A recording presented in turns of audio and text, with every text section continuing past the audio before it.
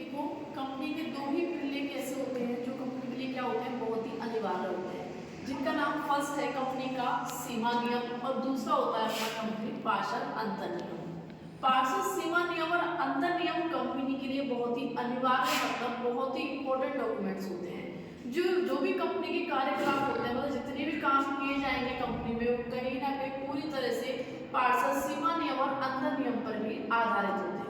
अब देखो, आज जो हमारा टॉपिक है वो है अपना पार्षद सीमा नियम। इसको इंग्लिश में बोलते हैं मेमोरेंडम ऑफ एसोसिएशन।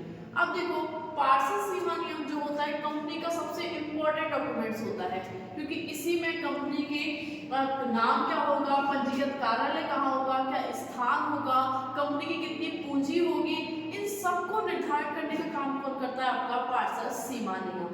पार्षद सीमा नियम एक ऐसा प्रलेख है जो प्रत्येक प्रकार की कंपनी के लिए बनाना क्या है, अनिवार्य है, कंपलसरी है। कोई भी कंपनी ऐसा नहीं कह सकती कि मैं पार्षद सीमा नियम नहीं कैरी करेंगे। मतलब पार्षद सीमा नियम प्रत्येक प्रकार की कंपनी, चाहे उसका कोई भी टाइप रहा हो, उसको सीमा नियम बनाना क्या है, आपका अनिवार्य है। देखो, पार्षद सीमा नियम को बहुत अच्छे समझने के लिए इसकी विशेषताओं की तरफ चलते हैं अपन। इससे हमें पार्षद सीमा नियम को डिटेल में समझने में हेल्प मिलेगी। जैसे फर्स्ट दे रखा है, ये क्या है, आपका आधारभूत प्रलेख है। आधारभूत मतलब फंडामेंटल डॉक्यूमेंट्स है। इसी के आधार पर कंपनी सारी वर्क करती है अपने, किसके आधार पर, सीमा नियम। सीमा नियम में सारा कुछ पहले ही लिख दिया जाता है कि कंपनी क्या काम करेगी, कहने का मतलब उसके उद्देश्य क्या होंगे, ठीक है, उसकी पूंजी कितनी होगी, विनियोजक कितने होंगे, कार्यालय कहाँ पे होगा, उसका क्या नाम होगा, किस जगह पे होगा, ये सारा कुछ किस में लिखा जाता है, आपके पार्षद सीमा नियम में लिखा जाता है। सेकंड है, प्रत्येक कंपनी के लिए अनिवार्य है। मैं अभी आपको क्लियर कर चुकी कि पार्षद सीमा नियम प्रत्येक प्रकार की कंपनी के लिए क्या है, बनाना अनिवार्य है। कोई भी कंपनी बिना पार्षद सीमा नियम बनाए किसी भी कंपनी को स्टैब्लिश नहीं कर सकती है। थर्ड है यहाँ पे अपना, प्रत्येक कंपनी द्वारा मौलिक रूप से तैयार किया जाता है। यहाँ एक वर्ड यूज किया है इन्होंने, क्या, मौलिक। मौलिक से मतलब है ओरिजिनली। पार्षद सीमा नियम जो होता है वो आपको ओरिजिनली बनाया जाता है। कोई भी कंपनी फेक तरीके से या फेक इंफॉर्मेशन से पार्षद सीमा नियम को नहीं बना सकती है। उसे एक्चुअल में डालना पड़ेगा कि उसका जो ऑफिस है कंपनी का वो कहाँ पे होगा, क्या नाम होगा, क्या पूंजी होगी, वो सब कुछ एक्चुअल मतलब मौलिक रूप से वहां पे प्रस्तुत करना क्या है, कंपलसरी है। इसके बाद है अपना, कंपनी के अधिकार और शक्तियों की सीमाओं को क्या करता है, निर्धारित करता है। इसका क्या मतलब है, देखो, पार्षद सीमा नियम जो होता है उसमें नाम, एड्रेस, इन सब के अलावा सबसे इम्पोर्टेंट ये होता है कि कंपनी के कितने अधिकार रहेंगे, कितनी शक्ति रहेगी, उसको निर्धारण कर देते हैं। कहीं ना कहीं पार्षद सीमा नियम एक दायरा तय कर देगा कि आप इससे ज्यादा काम नहीं कर सकते, लिमिटेशन लगा देगा। जो पार्षद सीमा नियम में लिखा हुआ है, मीन्स पार्षद सीमा नियम में जितने भी अधिकार दायित्व लिखे हुए हैं, आप उतने ही काम कर सकते हैं, उससे ज्यादा आप काम नहीं कर सकते हैं। इसको एक तरह से कंपनी का एक संविधान बोला जाता है। जैसे अगर हम बात करें जैसे भारत के संविधान की, भारत के संविधान में जो जो चीजें लिखी हुई है, हमारा जितने भी नागरिक है उसके अकॉर्डिंग ही काम कर सकते हैं। अगर उसके अगेंस्ट काम करते हैं तो वो क्या हो जाता है, आपका इलीगल हो जाता है। सेम यहाँ पे यही चीज होती है किसके साथ, पार्षद सीमा नियम के साथ। अगर सीमा नियम के अगेंस्ट काम किया जाता है या सीमा नियम में जो चीजें लिखी गई हैं उसके अलावा आप कोई काम करते हैं तो वो भी क्या होगा, गलत होगा। यहाँ पे पहले ही सीमा नियम में सारी चीजें क्या कर दी जाती हैं, तय कर दी जाती हैं। इसके बाद नेक्स्ट है अपना, सीमा नियम कंपनी तथा तृतीय पक्षकार के मध्य अनुबंध का आधार है।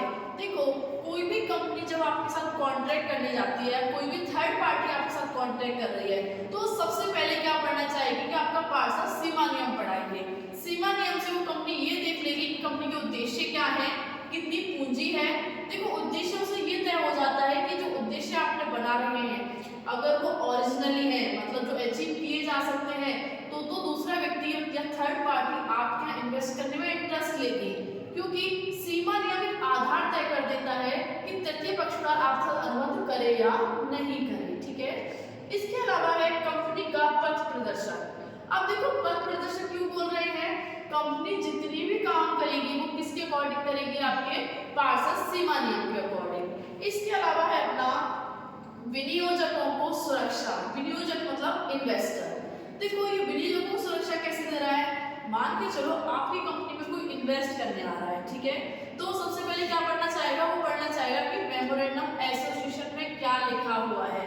जो भी आपके एम है उससे उसको ये अंदाजा हो जाएगा कि इस कंपनी में कितना रिस्क है, रिस्क से वो अंदाजा लगा लेंगे कि कंपनी में इन्वेस्ट करना चाहिए या नहीं करना चाहिए। तो सीमा नियम से किसको सबसे ज्यादा सुरक्षा मिलती है, विनियोजकों को मतलब इन्वेस्टर्स को। इन्वेस्टर्स को ये पता चल जाता है इससे सीमा नियम को पढ़ने के बाद कि इस कंपनी में इन्वेस्ट किया जाना चाहिए या नहीं किया जाना चाहिए। इसके बाद नेक्स्ट आता है ऋणदाताओं को सुरक्षा। ऋणदाता मतलब जो अपन को लोन देते हैं या कंपनी में कहीं ना कहीं फाइनेंस की व्यवस्था करते हैं।